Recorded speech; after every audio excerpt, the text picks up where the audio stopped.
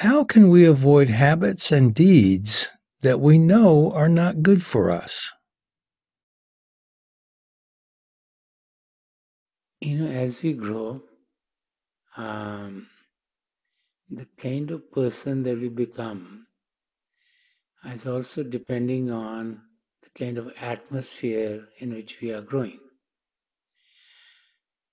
So for those people whose households didn't teach them the right things to do in life, who missed out on having some role models which were good to follow, and then get into habits which become difficult as life goes on.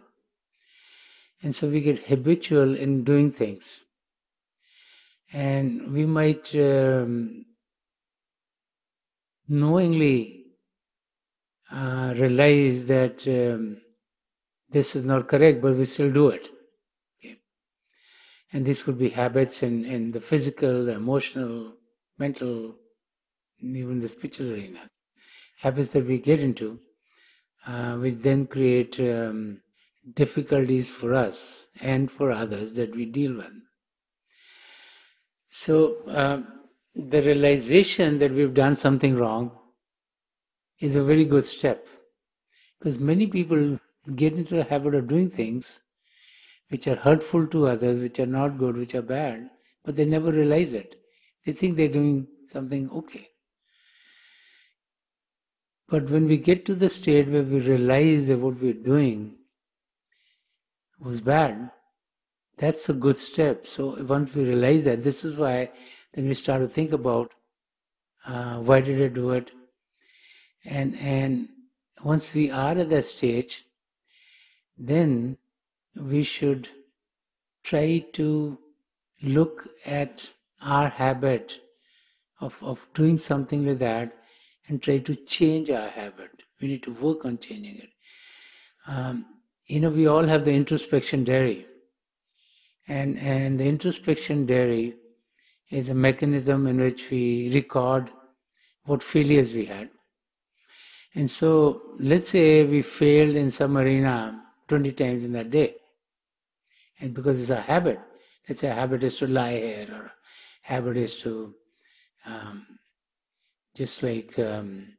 talk too much about ourselves, or a habit is to pull legs of someone else and make fun of them. We all have many habits that we, have passed from life. Our habits could be to look down on people. There could be all kinds of habits which are difficult in life for us to deal with. Once we realize that we have that problem, then we have to try to fix it. So, let's say we did something wrong 20 times today, then the diary is noting that. We are focused on that. So the next day we'll try to make life better, and we go to 19 or 18 or 16 or 7, 15 and keep on making the number less and less and less. So the key is to recognize that what we are doing is not correct, and then to fix that problem. And as we focus on the problem, then all problems can be fixed. It's a question of recognizing what is the difficulty which is in our being, of us being in a state where we keep on repeatedly doing things that are wrong. And so we need to correct them. And you're not going to correct all of them in one day. And so you need to focus it, and slowly, as you focus on the difficulty, you'll be able to get to a state where your habits will change. And as I said that, when you do something for like 21 days or 40 days, there are all these different researches that come out, then your habits can be changed. And so it's a question of focusing on the difficulty and then rectifying it and making sure that since you've realized that that's a problem, that you're not gonna keep on repeating it again and again and again. How can we get to a state where outer circumstances do not disturb our peace? I'm not going to suggest that you go to the top of the mountain and don't see anyone. Because we live in an age And this path of ours is the path of positive mysticism. So we want to live in the society, we have our families, we have our friends, we have our jobs, and so we are bound to meet people. I think the key to a meditative process is to get to a state where the joy that we experience through a meditative sitting is so tremendous that it makes us oblivious to everything else surrounding us. So if a passion for a meditative practice is great, then we can get to a state where, as we have meditated, we then are so much in experiencing God's love that nothing around us bothers us. When you get to that state, then your interaction with others are not going to be such that they bring any difficulty to the state of equipoise and state of calm and state of peace and joy and happiness that you found within. And so, if we are able to gain that state for ourselves, then all of the other things will get to be okay. It's just like, it's very, let's say, warm on the outside. And so you have an air condition the room. So the outside could be as hot as it is, but you are in the cocoon of like cool air which keeps away the heat from you. So you have to be in this spiritual meditative cocoon through experience, and then you'll find that you're dealing with others are not going to go into a negative state. They're not going to be in a state where you'll be getting away from and those states of joy and peace and love that you've experienced before. So it's all a question of practice. It's getting deeper and deeper into your meditative practices. And as the practices get to be more deeper, as you experience higher states of consciousness, then for you to be distracted will take much, much longer and with many, many more interactions. And so generally in life, you meditate in the house, you meet few members of the house. If you're meditating, let's say at lunch hour, you might meet people at work. So the number of people that you meet, you can handle pretty nicely if the strength that you find within and the joy that you find within is so strong that any interaction on the world outside is not distracting you from that state of peace and calm. Since a path is a path of positive mysticism, so we do have to interact with people, we do have to work, and then different challenges do come in life and we have to deal with them. But we can deal with them lovingly, we can deal with them with having peace in our hearts, we can deal with them with not being in a state where we get into turmoil. Generally, when we interact with someone, because our understanding is different than the understanding of the other person, any discussion, anything that you talk about generally ends up with one person feeling one way and the second person feeling another way. And as that happens, then there's a little turmoil that comes into our life. And if both are feeling the same way, then the conversation keeps on going on and there's no problem, everything is peaceful. As soon as you get into the state of argument, because in life, when we deal with people, there are many people who try to make us feel as if they're very knowledgeable. And we also feel we're very knowledgeable. And so when there's an interaction going on, then the chances that we throw our knowledge out and those people throw their knowledge out and we say, no, I know better. He said, no, I know this thing better. And then all of a sudden, rather than become a joyous conversation, it becomes a conversation which starts to bring some turmoil. And I think when we are in a meditative state, then we don't fall into that trap. We don't need to tell someone else what knowledge we have. You can listen to what they're saying and say, okay, it's fine. I know you're great. Keep on going. So we can't let someone else disturb our peacefulness. The key is to get to that state where you don't let a second party come in and disturb you. And so, if the joy within is so tremendous, then say, okay, it doesn't matter if I convince him or her or not, what's the difference? He's not going to change. They think he's not going to change. We think he'll change when we're young. When we get old, I say, it's okay. Let it go. That's why the only thing that can change them is the love of God. None of us can change anyone else. It's only the love of God that can change a human being. If we think we can change someone else, I think we're mistaken. But if they experience the love of God, they get changed automatically. That's where meditation is so useful and helpful. And this is why we give you a long time to meditate here when you come.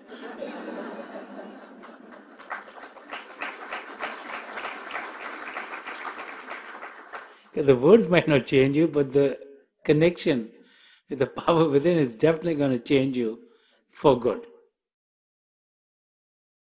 What is the difference between dignity and pride? To me, dignity is not that one can get. Dignity is something which is bestowed on you by people around you because of the kind of person that you are. Dignity is someone else recognizing that you're a nice person, you're ethical, you do those things which are good for others, you are helpful.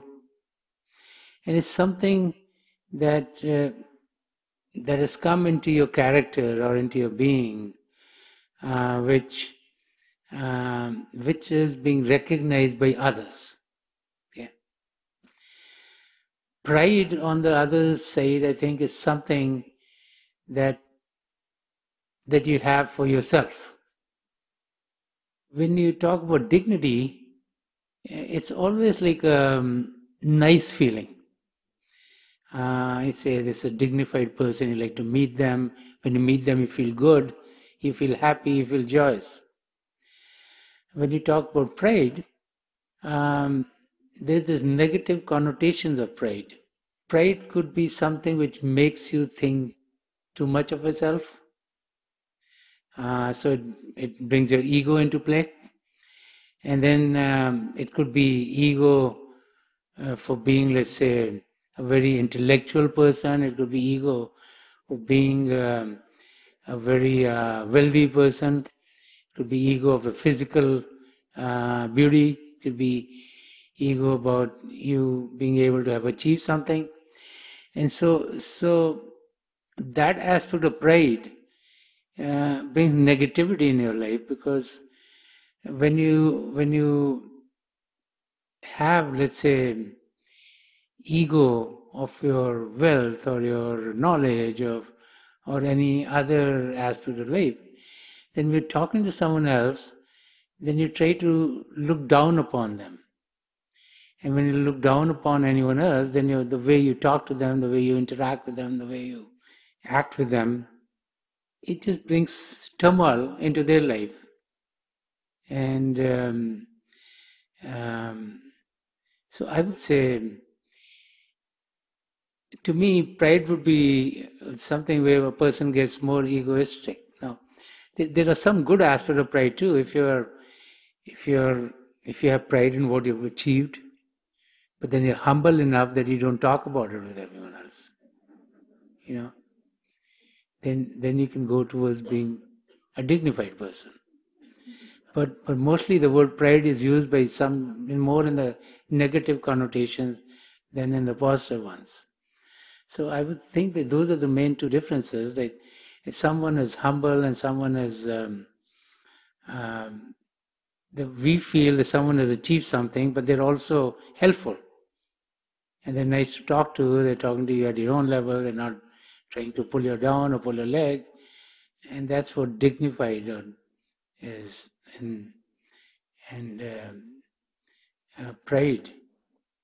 I think generally is used in the sense of being more egotistical, and in that sense that one starts to show more than they have or whatever they have to others, and then create some turmoil in the life of others.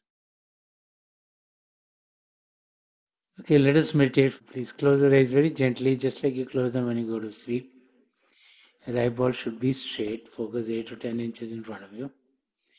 And as you close your eyes, those of you who've been initiating the mysteries of the beyond, please do your Simran. And those of you who are new here, please repeat any name of God that you feel comfortable with. The repetition of God's name should be done mentally and not out loud.